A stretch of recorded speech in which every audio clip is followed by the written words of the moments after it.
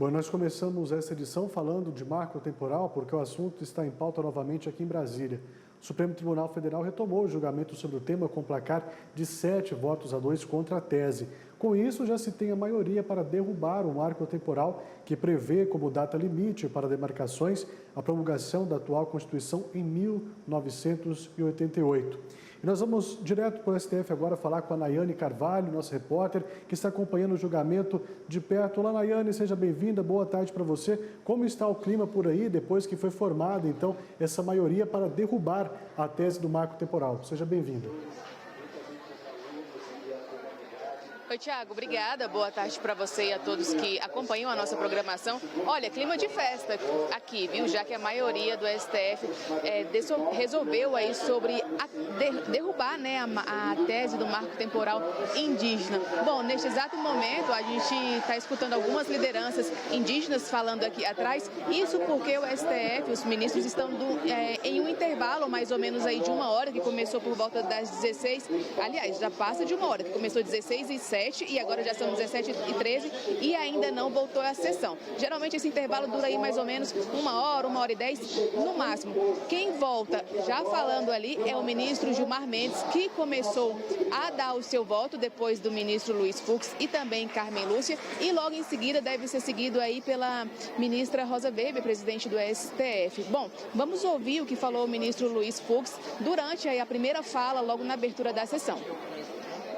E trago aqui no meu voto essa interpretação finalística do artigo 231, que assenta que são reconhecidos aos índios sua organização social, costumes e as terras que tradicionalmente ocupam. Então, no momento da propositura da ação, quem ocupava a terra? Os índios. Qual a natureza da ação? Possessória. Quem vence a ação possessória? Quem tem a propriedade ou quem tem a posse? Quem tem a posse. Quem tinha posse? Os indígenas. Então, a ação possessória, no meu modo de ver com a devida vênia, ela foi mal julgada, porque ela se baseou em 2 premissas epocadas. Em primeiro lugar, na titulação do Instituto IMA.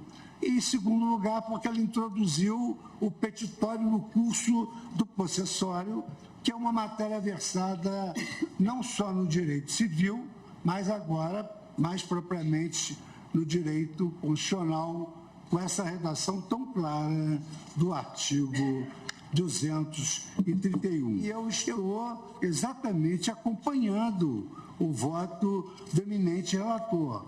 Mas eu me abstenho, senhora presidente, de fixar qualquer tese, porque o eminente ministro Luiz Roberto Barroso, neste momento, não, eu não vou fixar tese neste momento, porque em diálogo com o colega, ele ponderou que gostaria de participar do debate sobre as teses.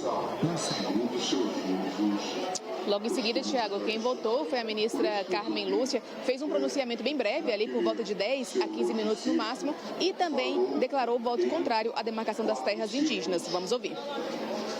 Senhora presidente, senhores ministros, quanto aos direitos dos indígenas, eu os reconheço, como já foi votado desde o voto do relator, como fundamentais, reiterado em vários dos votos até aqui exarados. Como a Constituição brasileira estabeleceu expressamente no artigo 231 serem reconhecidos aos índios sua organização social, costumes, línguas, crenças, direitos sobre as terras que tradicionalmente ocupam, competindo à União apenas demarcá-las, proteger e fazer respeitar todos os seus bens, eu concluo exatamente no ponto, senhora presidente, como fez o ministro relator. Esses direitos às terras tradicionalmente ocupadas, e aqui a discussão é se o tradicionalmente ocupada haveria de ser reconhecido a qualquer tempo em que se comprove objetivamente esta posse, e neste sentido eu estou acompanhando, portanto, o relator com este reconhecimento. Essas terras, portanto, mencionadas na Constituição e que compõem o acervo de bens reconhecidos e garantidos juridicamente aos indígenas, não podem ser, a meu ver, desmembrados do conjunto de direitos fundamentais que lhes é constitucionalmente assegurada.